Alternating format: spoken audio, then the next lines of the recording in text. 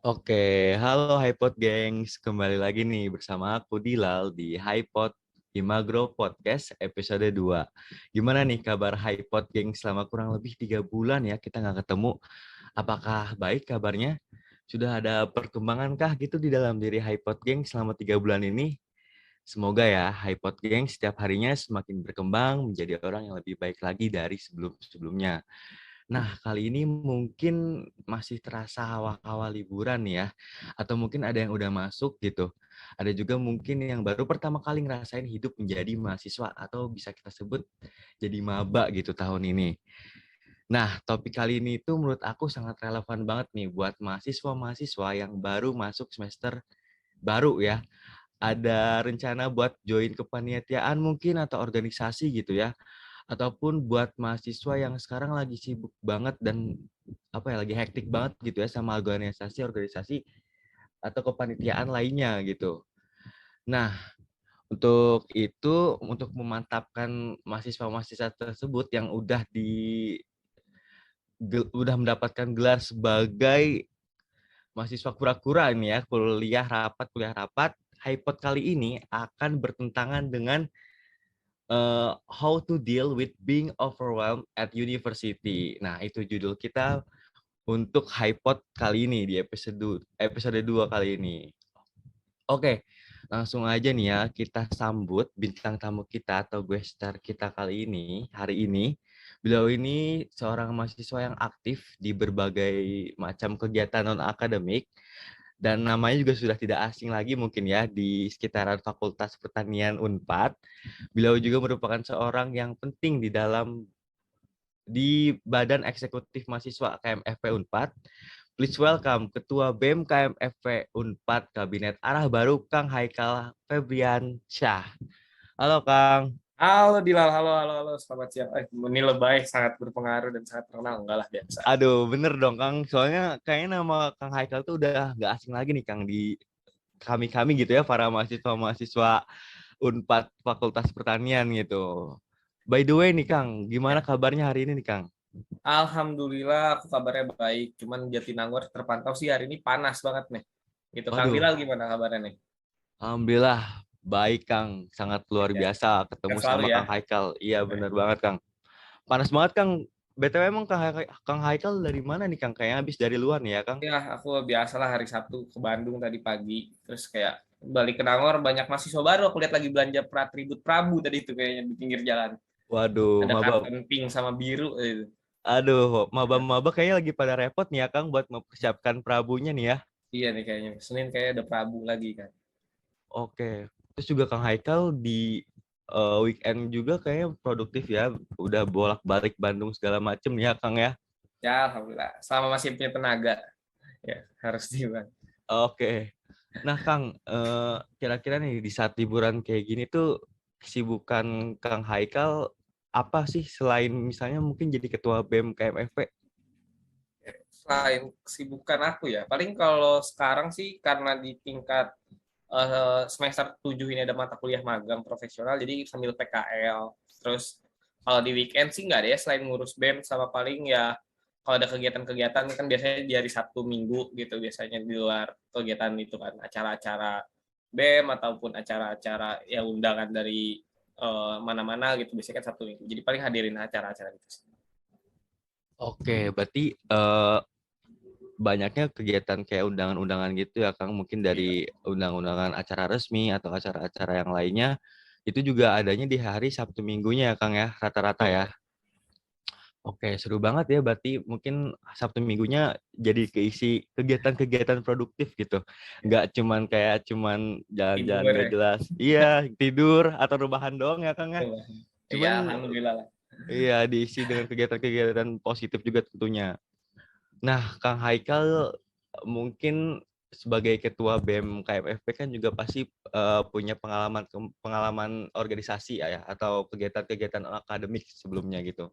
Nah, apa aja sih Kang pengalaman atau organisasi atau mungkin juga kepanitiaan bahkan magang yang pernah Kang Haikal jalani gitu. Boleh kasih tahu juga mungkin eh, Aduh, kepanitiaan atau organisasi yang mengesankan bagi Akang gitu. Oke, pengalaman apa aja? Tapi nggak mau bukan bermaksud sombong ya. Ntar Aduh, nggak dikiranya apa-apa. flexing kan ngasih tahu Sombong, apa. sombong juga nggak nanggung-nanggung di sini nggak apa-apa, Kang. Kalau kalau pengalaman kebetulan kan aku juga bisa dibilang udah mahasiswa tingkat akhir ya. Sekarang alhamdulillah menyentuh kata mahasiswa tingkat akhir semester 7. Di Unpad sendiri sudah makan asam garamnya Unpad lah insya Allah gitu ya. Pengalaman sih kalau organisasi dari tingkat himpunan itu udah aku ikutin, tingkat fakultas jadi BEM Fakultas Pertanian ataupun di tingkat universitas aku juga pernah menjadi bagian dari BEM Kema Unpad. Jadi cukup ya ada jenjangnya lumayan lah kerasa lah ya dari mulai himpunan, BEM Fakultas, BEM Universitas. Aku sudah merasakan kalau ke organisasi. Kalau kepanitiaan aku sebenarnya tipikalnya yang udah nggak mau ikut kepanitiaan sejujurnya gitu. Jadi aku hanya ikut kepanitiaan tuh di semester 3 dan 4 di tingkat 1 akhir di tingkat semester 2 dan 3 berarti. Tingkat 1 tingkat 2 aja gitu. Kepanitiaannya ya mulai dari acara-acara jadi volunteer dulu kalau pas masih maba mah ya belum boleh jadi staff gitu karena waktunya. Volunteer di fakultas beberapa kali seperti Ponskatani dulu ada acaranya, ada juga acara-acara di himpunan seperti mungkin jadi panitia PAB, LDK gitu. Kalau di tingkat universitas alhamdulillah juga sempat memegang peran sebagai ketua acara di Expos Unpad itu juga kepanitiaan tentang terkait pengabdian pelestarian alat musik kesenian utamanya kesenian di Jatinangor gitu. Jadi ya untuk organisasi dan kepanitiaan alhamdulillah sih aku sempat ngerasain mulai dari ranah jurusan, ranah fakultas dan juga ranah universitas gitu. Kalau yang paling berkesan ya tadi ya. Ya, paling Kalau yang paling berkesan. berkesan tuh menurut aku sampai sekarang masih di waktu-waktu ya pasti sekarang ya kalau sekarang mah pasti jawaban yang pasti jawab gitu ya. Paling berkesan ya saat aku jadi ketua BEM. Tapi kalau saat aku menjadi seorang pembelajar gitu ya, kalau sekarang kan bisa dibilang ya aku masih belajar tapi banyaknya berbagi ke teman-teman. Kalau benar-benar belajar ya itu saat aku ngerasain dulu waktu bergabung di BEM Kema Unpad karena waktu itu aku masih semester 2 maba gitu. Jadi sangat excited banget nih sama organisasi mahasiswa apalagi ranahnya waktu itu universitas gitu kan. Bukan cuma fakultas ataupun jurusan. Terlebih waktu itu aku tergabungnya di Departemen Kajian Strategis yang biasanya tuh nulis-nulis kajian, ngeritik pemerintah gitu. Yang kalau kita SMA gitu ya, mungkin kalau di aku mah SMA nggak pernah tuh ada kayak gitu-gituan. Jadi sangat excited dan sebuah pengalaman baru sih bagi aku gitu. Gitu sih paling kalau pengalaman. Oke, berarti pengalaman yang paling berkesannya mungkin yang tadi aku tangkap itu dari Kang Haikal yang sekarang menjabat jadi ketua BEM dan juga yang sempat bergabung di BEM Kema Unpad ya. Mungkin karena BEM Kema Unpad tuh ranahnya relasinya udah benar-benar seuniversitas, kita ketemu sama berbagai macam orang dari berbagai fakultas gitu ya. Yang kadang pemikirannya juga pasti apa ya? Baru-baru ya beda-beda terus juga baru kita temuin kayak gitu-gitu. Seru banget kayaknya Kang bisa ketemu sama orang-orang baru kayak gitu ya. Betul. Nah, tadi kan udah kita dengar juga ya kalau Kang Haikal ini lumayan banyak banget pengalamannya dan juga sempat beberapa kali gitu mengikuti berbagai macam kepanitiaan baik itu di ranah fakultas ataupun di Unpad kayak gitu. Nah, dari Kang Haikal sendiri, gimana sih metodenya untuk menyeimbangkan antara kegiatan perkuliahan dan kegiatan non-perkuliahan? Karena tadi Kang Haikal sendiri kan bilang kegiatannya lumayan banyak ya, dan juga kuliah pun lumayan sibuk gitu. Nah, dari Kang Haikal sendiri metodenya kayak gimana nih, Kang? Oke, iya sebenarnya ini ya pertanyaan yang paling harus sering banget aku dengerin juga nih dari orang. Gimana sih cara ngebagi waktu lah utamanya? Gimana sih cara ngebagi waktu? Mungkin setiap orang punya metodenya masing-masing ya dan caranya masing-masing. Kalau aku pribadi, kalau ditanya bagaimana aku selalu berpikir bagaimana aku bisa menyelesaikan tugas-tugas itu secepat mungkin.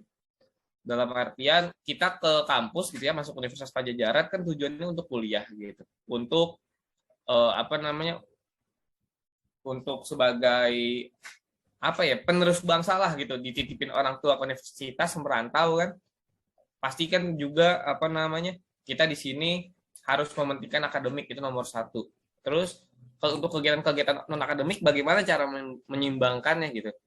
Nah, aku selalu berpikir selama ada tugas kuliah aku akan selesaikan terlebih dahulu gitu. Pun misalkan gak selesai, seenggaknya aku tahu nih untuk nanti menyelesaikan tugas kuliah ini apa aja sih yang harus aku cari, apa aja sih yang harus aku lakuin. Jadi misalnya tugas kuliahnya pun aku skip dulu gitu ya, skip di akhir gitu. Aku nggak kelimpungan lagi nih harus mulai dari nol. Aku udah punya gambaran apa yang harus lakuin.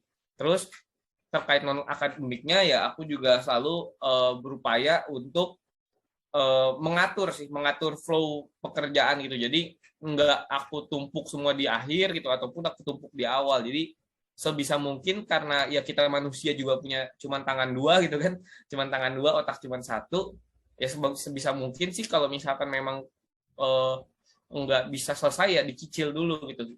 Jadi jadi seenggaknya ada progres dan pas mau ngerjain itu nggak ketumpuk dan nggak jadi males jadinya gitu buat ngerjain itu. Gitu sih kalau aku mencoba membagi waktu lah itu.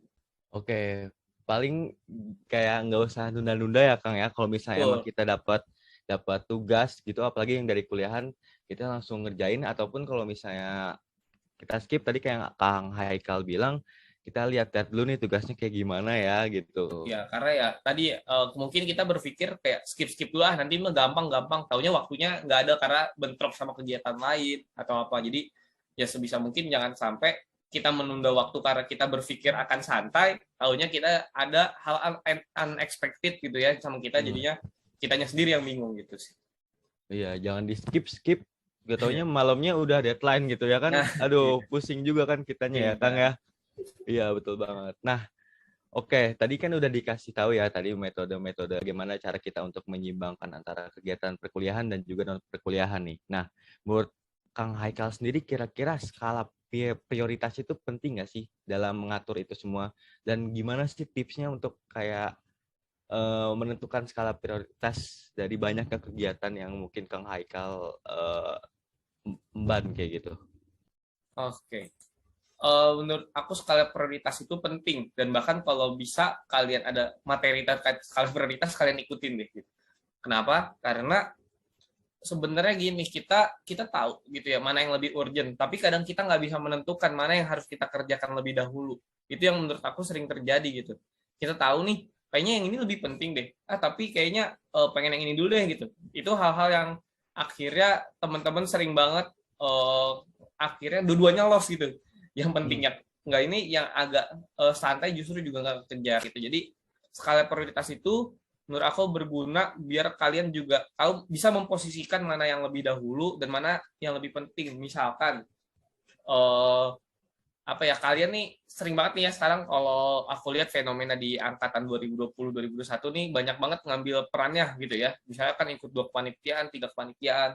Tapi satu sisi juga sering banget akhirnya bentrok jadwal lah paling sering gitu ya. Seenggaknya bentrok rapat. Jadi sehingga sampai ada yang double meet, triple meet. Nah, sebenarnya hal-hal kayak gitu bisa diantisipasi dengan teman-teman mencoba memetakan diri teman-teman ini, diri kalian lebih lebih dibutuhkan di mana gitu. Misalkan sebenarnya aku nggak merekomendasikan juga untuk sampai triple meet, double meet ya, tapi misalkan hal itu terjadi, kalian harus tahu posisi kalian saat rapat tersebut sebagai apa gitu. Apakah kalian akan mempresentasikan sesuatu atau enggak kalian bertanggung jawab sesuatu. Nah, itu harus lebih prioritaskan dibanding hanya sekedar menjadi peserta dari rapat rutin gitu. Karena kalian juga memiliki tanggung jawab di meet satunya lagi gitu. Tapi bukan berarti dengan hal tersebut kalian jadi bisa ngebanggain, gue nggak bisa rapat nih, gue ada jadi tanggung jawab di sini gitu. Jadi bukan berarti dengan kalian bentrok itu kalian bisa lepas tanggung jawab. Menurut aku yang fair adalah kalau kalian punya dua hal yang bentrok gitu ya, untuk menentukan skala prioritas kalian memang wajib untuk menghadiri yang lebih penting, tapi jangan lupain juga tanggung jawab di kegiatan satunya lagi. Misalkan tadi yang bentrok tadi ya, kalian juga seenggaknya kalian nanti baca notulensi rapat hari ini gitu, atau misal kalian ada yang disampaikan, titipkan ke rekan kalian gitu ya, ke satu divisi sama kalian untuk disampaikan atau enggak untuk ya untuk nanti kalian minta review dari teman kalian tersebut gitu. Jadi ya prioritas itu penting, bagaimana nantinya kalian untuk mengatur sih gitu. Jadi jangan sampai bilang kalian prioritas nih, gue lebih prioritas di sini, jadi gue nggak ngurusin yang satu lagi, nggak gitu gitu. Konsep kalian prioritas adalah mencoba membagi waktu, mencoba membagi fokus, tapi kalian juga nggak lepas dari dua-dua, dari semua kegiatan lainnya gitu. Oke, dilihat juga tanggung jawabnya ya, Kang, karena tanggung jawab itu penting gitu. Dimana kita harus memposisikan dan membagi waktu juga tadi kata Kang Haikal di setiap kepanitiaan yang kita ikutin kayak gitu. Nah, menarik juga ya karena sekarang tuh karena online ya Kang, banyak banget mahasiswa-mahasiswa yang ikutnya triple meet gitu ya, double meet yang bikin fokusnya terbagi gitu. Kadang kita nggak tahu gitu. Aku pun pernah sih ngerasain kayak double meet, triple meet gitu. Kadang fokusnya terbagi sampai akhirnya dua dari informasi meet tersebut tuh kurang tersampaikan kayak gitu. Jadi mungkin ya tipsnya harus bisa memposisikan diri dan harus tahu tanggung jawab kita di setiap kepanitiaan itu seperti apa gitu ya Kang ya. Betul. Nah, terus menurut Akang nih apa sih Kang sukanya dalam berorganisasi atau mengikuti kepanitiaan, kayak hal yang mungkin nyenengin kayak gitu Kang, mengikuti organisasi atau kepanitiaan itu. Terus keuntungannya tuh apa aja Kang yang bisa kita rasain gitu. Oke, mungkin kalau ini berarti sukanya dulu gitu ya. Kalau sukanya sih aku suka akhirnya berinteraksi sama hal-hal baru dengan orang-orang baru, dengan berbagai landasan yang berbeda, dengan pengalaman yang berbeda, dengan cerita yang berbeda. Akhirnya aku bisa ya tadi apa namanya? Aku bisa tahu nih hal-hal baru yang mungkin kalau aku nggak ikutin, aku nggak akan tahu gitu. Misalkan kayak aku cukup aktifnya di bidang acara gitu ya, kalau misalkan divisi kepanitiaan acara, akhirnya aku tahu nih, aku punya pengalaman di divisi acara A gitu ya, program A, tapi ternyata pas aku implementasikan ke divisi acara program B belum tentu sama gitu. Jadi bisa aja sama tapi beda pelaksanaannya gitu, teknisnya akan berbeda. Akhirnya aku punya apa ya, banyak referensi baru terkait suatu hal yang aku ikutin ini gitu. Ataupun misalkan aku mencoba untuk hal baru, aku juga akhirnya punya pengalaman yang akhirnya bisa menjadi modal aku untuk misalkan diskusi, modal untuk apa kedepannya bergerak aku seperti apa gitu. Jadi itu yang akhirnya aku sukai dari apa mengikuti organisasi ataupun kepanitiaan gitu. Ya pasti kalau keuntungannya apa aja, pasti pertama relasi udah pasti gitu ya. Yeah. Setiap organisasi kan nggak mungkin orangnya sama lagi gitu. Mungkin ya kan satu divisi aja bisa beda-beda gitu. Itu yang Beda-beda pasti pastinya Kang. relasinya akan banyak dan juga luas. Dan itu akan menjadi modal ya, karena relasi ini kita nggak pernah tahu akan bermanfaat seperti apa ke depannya gitu. Yang namanya pertemanan kan bisa aja membantu ke depannya gitu. Yang kedua, tadi pengalaman pastinya mencoba untuk hal-hal baru, mencoba untuk mengimplementasikan gagasan, itu akan menjadi pengalaman yang berharga. Terus yang ketiga, menurut aku melatih dari ini sih, diri sendiri gitu. Self improvement diri sendiri, karena dengan ikutin kepanitiaan kalian juga meningkatkan diri kalian, kepercayaan diri kalian untuk menyampaikan gagasan pada saat rapat, self improvement untuk kalian berpikir bagaimana untuk menyelesaikan permasalahan, self improvement tadi untuk menentukan skala prioritas dan lain sebagainya. Akhirnya ini bukan cuma untuk short term aja gitu keuntungannya, tapi untuk long term itu juga bermanfaat banget gitu. Itu yang akhirnya aku coba apa ya, nikmati sih dari untuk kegiatan mahasiswaan gitu ya, panitiaan, organisasi yang kalau misalkan kita bilang mah nggak dibayar lah ya gitu ya, justru keluar uang untuk uang kas gitu. Jadi ya anggap aja ini ikut course tapi langsung praktik gitu sih. Oke, berarti dari relasi gitu-gitu ya, Kang, referensi juga bagaimana kita nge-improve diri kita, nggak cuma dari skill, tapi emang dari diri kita yang kayak bisa membagi waktu, terus juga bisa tadi menambah kepercayaan diri, itu juga menjadi suatu keuntungan ya, karena kalau kita mengikuti berbagai macam kepanitiaan gitu ya, Kang ya. Sekarang mungkin lebih ke tantangan atau duka apa sih Kang yang sering kali Akang alami gitu selama mengikuti berbagai macam organisasi atau kepanitiaan gitu. Selama mungkin dari faktor internal Akang sendiri gitu ya. Oke, kalau tantangan yang pasti perbedaan pendapat dan pandangan itu akan menjadi sebuah tantangan. Justru kalau itu nggak ada, itu aneh gitu ya. Kalau Iya. sebuah organisasi atau kepanitiaan tapi sepandangan semua itu aneh gitu. Itu pasti yang jadi tantangan pertama adalah perbedaan pendapat dan juga pandangan gitu. Karena kita semua berasal dari latar belakang yang berbeda-beda, pasti disatukan oleh gagasan yang sama. Yang kedua adalah ketidakpastian. Ya, aku nggak bisa bilang dan organisasi itu santai-santai aja karena 2 tahun terakhir aku sebagai mahasiswa gitu ya, itu dihadapin sama pandemi, di mana semua konsep, semua pemikiran, semua ide, gagasan yang mungkin kita bisa pakai referensi waktu offline itu nggak bisa digunakan. Akhirnya kita harus memecahkan masalah bagaimana akhirnya program ini tetap resilient gitu, tetap bisa berjalan walaupun keadaannya saat ini pandemi, online dan sebagainya gitu. Itu yang akhirnya menjadi tantangan yang menarik banget kalau misalkan sebagai pengalaman aku. Tapi kalau dari internal, tantangan yang aku alami adalah masalah waktu. Itu menjadi tantangan banget gitu ya, bagaimana mengatur semua kegiatan ini nih terstruktur gitu tanpa harus menjadi beban di salah satunya. Kebetulan aku itu orangnya FOMO banget di semester 2, semester 3 itu aku hampir ikutin 3 kepanitiaan atau 4 kepanitiaan beserta BEM di satu waktu yang sama. Dulu aku ikut School of Leader, Expose, terus aku ikut juga di kepanitiaan jurusan, himpunan, dan BEM. Nah, itu menjadi sebuah tantangan yang akhirnya alhamdulillah aku bisa pecahkan gitu. Akhirnya gimana sih caranya biar aku bisa mengatur semua, biar akunya nggak terbebani, nggak stres gitu ya, dan aku juga bisa menyelesaikan tanggung jawab itu jadi tantangan. Dan dukanya ya pasti dukanya sih waktu ya, karena semua kegiatan itu akan memakan waktu. Mungkin yang sebagian mahasiswa bisa bersenang-senang gitu kayak nongkrong dan sebagainya. Nah, aku harus merelakan waktu aku bersama teman-teman untuk ngurusin proker, jadi budak proker gitu ya, atau ada agenda-agenda lain gitu. Itu menjadi duka yang sebenarnya ya, kalau aku sih nggak merasa itu duka sebenarnya gitu ya, karena itu adalah konsekuensi dari pilihan gitu. Jadi ya lebih ke tantangan sih kalau aku karena nggak pernah menyesali semua keputusan yang aku ambil, jadi nggak ada dukanya sih. Wah, keren banget ya. Setiap keputusan yang Akang ambil itu nggak pernah ada penyesalan mungkin gitu ya, Kang ya, karena Karena ya kalaupun menyesal itu adalah resiko yang harus aku hadapi gitu. iya benar, karena toh Akang juga yang memilih untuk ada di jalan ini gitu kan ya, Kang. Kang Haikal sempet nyinggung tentang FOMO gitu. Banyak juga nih, termasuk aku mungkin yang ikut kepanitiaan atau ikut kegiatan tuh karena FOMO gitu, ngeliat orang-orang yang kok sibuk banget ya gitu di masa perkuliahan ini gitu, jadi pengen ikutan deh gitu. Nah, buat Akang sendiri kira-kira gimana sih cara bisa ngikutin kegiatan atau kepanitiaan tuh berdasarkan emang kemauan gitu, bukan karena dari FOMO gitu. Menurut Akang sendiri gimana nih dengan fenomena FOMO kayak gini? Ya, fenomena FOMO ini pasti akan terjadi utamanya di mahasiswa baru ya. Kalau misalkan semester ya antara semester 2 sampai semester 3 gitu.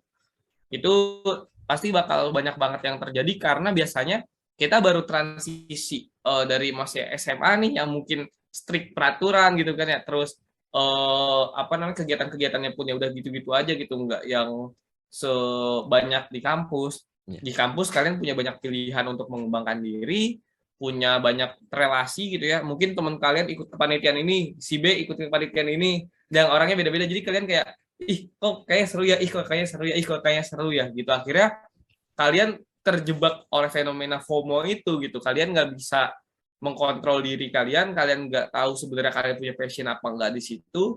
Akhirnya karena kalian penasaran itu, akhirnya kalian terjerumus dan akhirnya nggak enjoy sama apa yang kalian jalanin. Nah, kalau aku sih, menurut aku ya, karena aku juga pernah jadi orang yang FOMO gitu ya, ikutan gitu ya, sebenarnya kalian harus kenali batas diri sih gitu. Jadi boleh FOMO menurut aku gitu ya, karena sudah sewajarnya mahasiswa mengembangkan diri dan mengeksplorasi diri, tapi dengan catatan harus bertanggung jawab gitu. Jangan cuma sekedar ikut-ikutan, tapi ya udah kalian pas udah nggak nyaman kalian hilang, kalian cabut gitu. Jadi ya mahasiswa sudah dewasa, aku rasa juga harus bisa bertanggung jawab terhadap pilihannya gitu. Karena aku juga bukan, kalau aku ya gitu, aku dulu nggak punya basic penulisan seperti kajian ilmiah dan lain sebagainya, tiba-tiba aku masuk astrat gitu kan.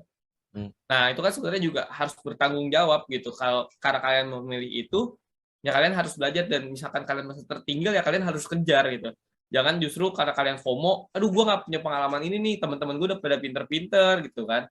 Aduh teman gue udah pada ABCD, gue masih baru mulai belajar. Dah, yang sering terjadi pas kondisi kayak gitu, karena kalian FOMO, kalian tertinggal, kalian justru cabut gitu. Yang seharusnya adalah kalian tertinggal ya kalian belajar. Jangan malu untuk belajar gitu. Akhirnya si FOMO kalian ini nggak jadi apa namanya sebuah beban, tapi si FOMO kalian ini bisa kalian kelola untuk jadi pengalaman yang kalian bisa ambil banyak, tapi dalam satu waktu yang sama gitu. Itu yang menurut aku harusnya dicoba kelola gitu ya. Mengelola FOMO kan itu sebenarnya unik juga gitu. Iya. Itu sih realita yang terjadi di pandemi ini ya. Iya, betul banget nih Kang. Kayaknya kita boleh sih FOMO, tapi asal kita berkomitmen juga gitu ya Kang ya. Betul. Nah iya, kalau misalnya emang kita mau ikutin kegiatan kayak, gue pengen ikutin kegiatan ini ya, tapi kita juga harus komitmen sama diri kita sendiri kalau kita bisa bertanggung jawab di kepanitiaan tersebut, kayak gitu. Tadi yang udah Kang Haikal juga sebutin gitu kan. Jangan kita mau asal ikut ini, ikut itu, kewalahan, akhirnya kita overwhelmed gitu kan.